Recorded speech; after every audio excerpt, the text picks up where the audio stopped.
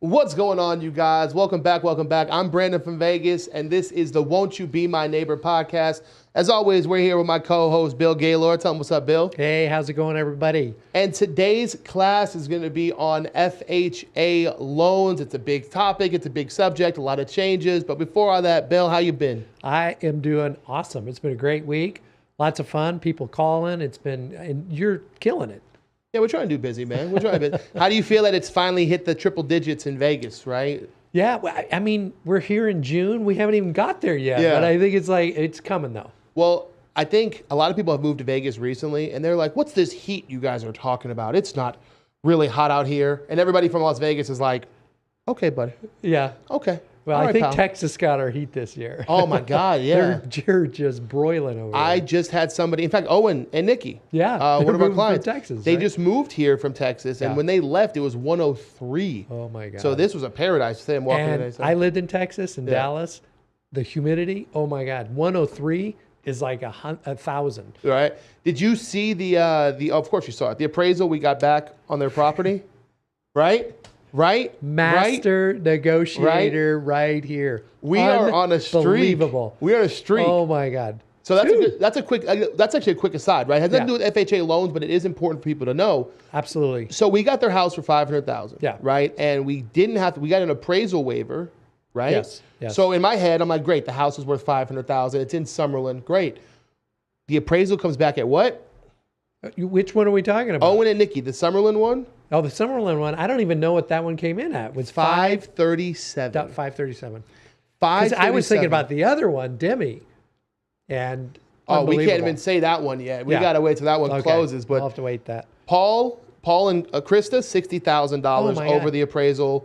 Owen and Nikki, $40,000 over the appraisal. So I have made clients $100,000 this month. I know. It's unbelievable. And I will tell you that I was an appraiser, as you know. Yeah.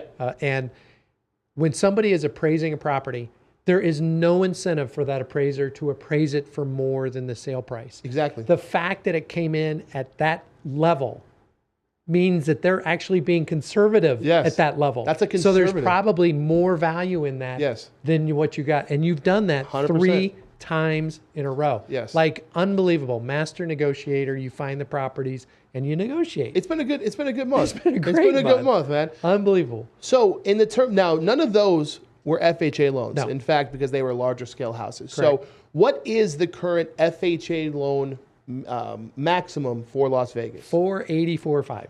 484. I want to make sure on it. 494.5. 494.5. And what I want people to know is that's the maximum that the FHA will loan you. But if you have cash in your pocket, you can still buy a house above that number, correct? Yes, most definitely. Okay, that's a big one. That's actually something I had to learn along the way, right? Yeah. Because in my head, if the max was 495, you could only get a house that was 495. No. You can still get a house that's 600,000. You just have to come up with the difference in cash, right? Yep. And sometimes, because 3.5% down is the minimum payment on the Yeah. FHA. So that translates to somewhere around 520-ish Yeah. as a sale price. 494.5, 520 would be the sale price. But let's say they find something at 530, 535, and they have that extra cash to put down. They can easily put more down than just 3.5%. Exactly. So they would use the FHA loan to get the low down payment. And that's where I want to start today. When we talk about the FHA loan and the difference between FHA and conventional, 'cause that's always going to be people's big question. And we'll do a video on that as well. Yeah. But the big thing with the FHA loan is that it's a trade-off between a low down payment at the start, and in the past, previously, it was a higher mortgage payment on the back end. That's always the trade-off in anything, right? If you put less money down up front, you put more money on the back end. Right. But recently, they lowered the mortgage insurance premium on the FHA loan. Can you tell us a little bit about that? Yeah, so in May, the FHA lowered MIP, mortgage insurance premium, from 0.85% on a monthly basis down to 0.55% on a monthly basis. For Goombas like me who didn't pass algebra in college, can you tell us the difference between what those numbers, like a 0.85 to 0.51? Like what? It what am I makes a saving? big difference. It's basically a 0.3% difference in your in the interest that you will pay. It's basically added interest. They just call it mortgage insurance premium. So on a $100,000 loan, 0.3% is probably around want to say it's $300, $3,000. I got to do my math. Yeah. But it can make a big difference. And it's made us look at the difference between a conventional loan and an FHA loan. Conventional will go 3%. There's a lot of qualifications there. Sure. But now with the lower insurance premium, it's unbelievable. That program has become really popular again. Yeah. There was a while there where the PMI on FHA loans was getting so outrageous that I was just telling people, hey, man, even if you have to put that 5% down, just go conventional, right? The PMI is going to, especially with the new interest rate, it's going to kill you. But this drop has made the FHA loan incredibly valuable. I'm seeing people, I have a client coming up right now, we're buying a $580,000 home, but he's still using the FHA loan just because it's more convenient to him to put that 3.5% down and go from there. Yes. Right? And I think that's why this subject came up today, is because with one small change, you've taken a loan that people considered only for first-time buyers, and now it's a loan for everybody. Hell, you could be a second or third-time buyer, still use the FHA loan, right? We were doing a mortgage analysis on a client yesterday. She had a 700 FICO, good FICO, conventional loan, 5% down. Debt to income ratio was a little bit high, and her mortgage insurance premium on a conventional loan was going to be 1.79%. Okay. FHA, 0.55. That's dramatic. It's huge. That's dramatic. It's huge. And so it just makes a big difference in terms of qualifying. And the other thing with FHA is the interest rates are lower than they are for conventional mortgages. Yeah. So with FHA loan, you mentioned something important, debt to income ratio, right? Because people hear about FHA loan. They're like, oh, it sounds great. It sounds great. What's the requirements? What's the catch? They're waiting for the other shoe to drop. So from a lender's perspective, what are the standard requirements for the FHA loan? We'll do standard requirements and then we'll go like realistic requirements. Yeah. So in general, the old school is what's called 38-43. Okay, 38% of your income can go towards a house payment. Okay. 43% can go to all payments. Okay. House, credit cards, student loans, all the stuff. We do loans now at FHA that goes up to 50%. 50%? 49.9%. So they can when have you get to that 50% threshold, the system shuts down. So is this just for debt to income? Debt to income. Okay. So explain a little bit about debt to income for an audience that, like me, maybe 5 years ago, no clue. What do you mean debt to income? Like, what do you mean? Is it my taxable debt? What are we talking about? Yeah, so simple math. If someone is making $6,000 a month and the debt to income ratio is, say, 40%, okay, that means 6 times 0.4 is $2,400. So they can spend $2,400 on all debt. House, car, credit card, all that stuff. But rent isn't considered one of those debts, right? Rent is not considered because you're replacing it with a new mortgage. Now, we are now able to go up to almost 50% on FHA. You just have to be able to, you got to understand that's within your own budget, but $6,000 times 50%, slightly under, $3,000 can be used towards all that. That's crazy. And the thing is, everybody's budget, everybody's income is different. Some people are going to have a roommate. Some people are going to have something else. Some people are getting overtime that they get. So their income may not be the qualifying income. But $3,000 could potentially be used. Damn. Yeah. That's insane. Yeah. Can you imagine that? Like you make $6,000 a month and nearly half of that can go to your debt. Now, I'm going to tell you this live. Please, if you make $6,000 a month, please do not spend half of your money on debts. Please try to keep it less than that. Not just for real estate, just for your personal well-being and stress. Well, my own personal threshold is about 25%. 25 to 30% is my own personal threshold. But again, sometimes the qualifying income that we use is going to be different than what their actual income is. Some people have 2 jobs. We may not be able to use the second job. Some people have a roommate and they're paying some of the rent for them. So sometimes it's okay to go to a 50%. Okay. So on the debt side, up to 50%, what would you say is premium? Like if you're looking at a loan and someone wants to get a good rate and get good numbers, what number would you tell them to have their debt to income ratio at? Debt to income ratio, I would be somewhere less than 40. Less than 40%. So correct. Less than 40% of your debt or income going to debt, right? Yep. And in terms of credit requirements, I know for FHA loan, they say the minimum is 580. If someone walked into your office making $60,000 a year. They want to buy a house, FHA loan. And they said, Bill, I got money, I got savings, my credit score is 580. I got the bare minimum credit score. What would you tell them? I would say, man, we got to look at the other aspects of your financial profile, see if there's some extenuating circumstances why it's there. But I would say, man, you got to have a very good financial profile on your income and extra assets, potentially more down payment. But I would say, most people at 580 are not going to get approved. Okay. It's going to be probably more in the 620. 620. Yeah. Yeah. See, that's one of the things that confuses people. And I try to shut that down. There's a lot of people on social media. Oh my God, you see it all the time. I can qualify you with a 500 credit score, blah, blah, blah, blah, blah. What they don't tell you is that comes with another 10% out of your pocket. Yeah. And you're going to get a god-awful piece of dog shit interest rate, right? That's the part they don't tell you. It's like when they tell people, oh man, yeah, you can use a USDA loan and it's no down payment. Yeah, you're gonna go live in Pahrump, dude. Bye.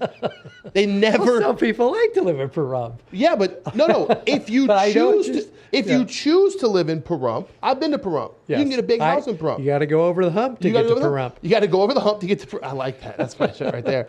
But so if you choose to live in Pahrump, great. But if you're someone who's never been to Pahrump and you've lived in a big city your whole life and you're excited for no down payment and then they drive you to Pahrump, it's a little bit of a culture shock. Yeah, totally. Right? Totally. And so I hate when people leave that out. In fact, it bugs me that on government websites, they still have the 580 credit score. Yeah. What they should say is, this is the minimum, quote, highly unrealistic, end quote. It's hard because there's something going on with the credit, whether it was a collection account, whether it's a late payment. Something's happening and we have to figure out what it is. And sometimes you can't overcome it at that time. It may be a late payment in the last 12 months. Well, that's going to totally mess you up. So you have to really look at it and understand it. And everything else of that profile has to be spot on. And there better be a really good reason why you have a 580 credit score. Right. Could be an accident, could be medical, could be something, could be identity theft. You just never know. One of the things we get a lot, and you're going to be the perfect person to answer this, is people who say, especially on TikTok Live, they'll say, Brandon, I've got a bunch of money, but my credit score is a little low. And I always tell them, okay, well, why don't you use some of that money that you have in excess of to build your credit score up? Is that the same advice that you would give to people? Yeah, 100%. Credit is a game. You just have to learn how to play the game, and you have to figure out the right advice to get there. And a lot of people are DIY. They try and figure it out themselves. They don't know what to do. And they actually mess it up. Yep. Getting collection accounts off your credit account can be difficult. And sometimes settling it can make it worse. Sometimes ignoring it can be bad. But my biggest thing, we just worked with a client now, we deleted a collection account. They paid 50% of what was owed on the collection. Yep. And we said, get a deletion letter. It never happened. Yeah. And remove, and boom, 60 points up. It's funny. I actually I rarely have a personal story in this section, right? But, fire away. But hey, put it across the screen. Personal story, like reading Rainbow style, right? Personal story. So, I've been working on, because my goal is to get a new place. Yep. And so I've been putting in all the back end work. The same things that I'm telling other people, I'm putting in that back end work myself, right? We're getting ready. We're getting prepped. So I was going through my credit journey and I noticed that there was one collection that kept dinging me. And I kept ignoring it for some reason, I don't know why. And finally I said, let me see what this collection is. Let me just see what it is. So I go to my Chase app and I call the number, and obviously some 22-year-old from, some country that's not America answers.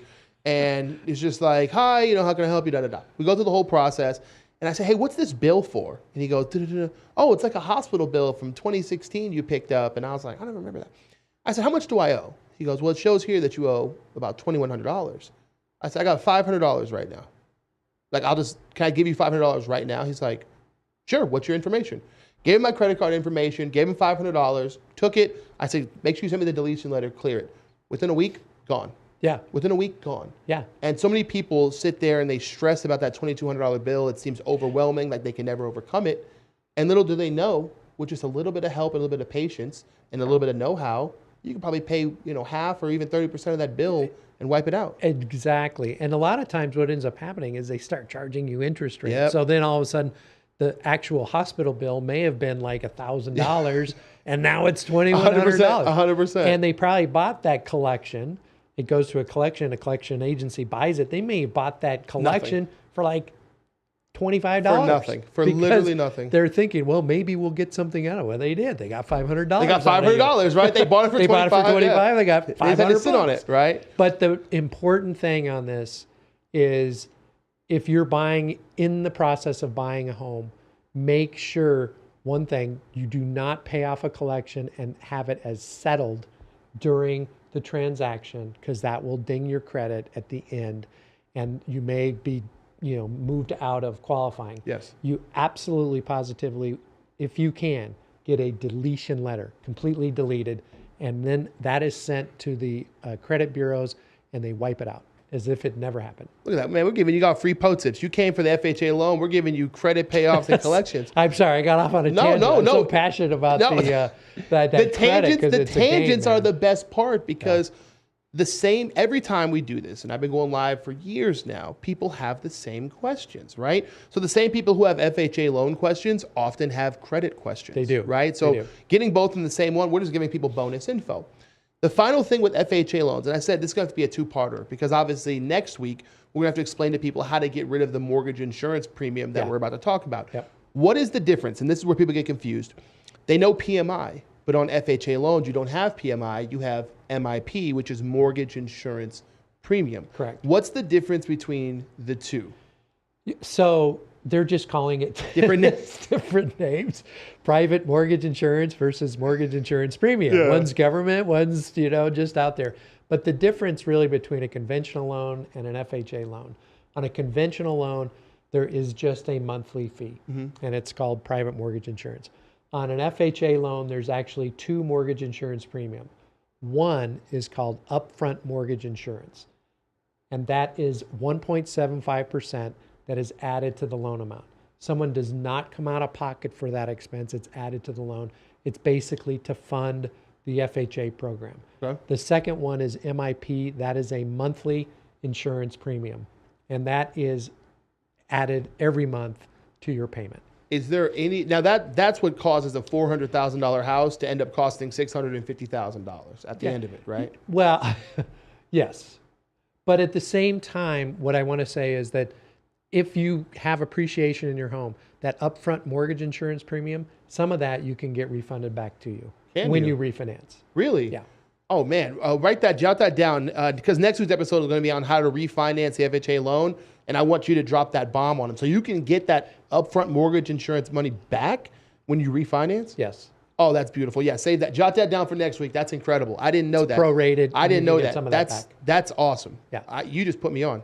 One other thing, can I say something? Yeah, go nuts. So the great thing about FHA too is if you are into buying units, if you want to buy 2 units, 3 units, 4 units, you can get an FHA loan, 3.5% down. In Clark County, I got it all out. You could actually buy a home, 4 unit, $950,000, $950,000 for a 4 unit complex, 3.5% down. The 3 units, you can use the rental income to help you qualify. We have an entire. That's another one we have it. No. I teach an entire class just on FHA loans and multifamily. There you go. It's one of the great. Like there's a bunch of house hacks out there. That's one of the best legitimate house hacks that's out there available to everybody. Right? Is the multifamily. Right. So MIP, is there any way to get rid of it other than refinancing? On FHA, it's on there for pretty much. If you put 3.5% down, you're going to have it for life. If you put 5% down, after 11 years, you can get rid of it. If you put 5% down or more. But that's on a conventional loan, right? No, 5% down on an FHA, after 11 years, it can go.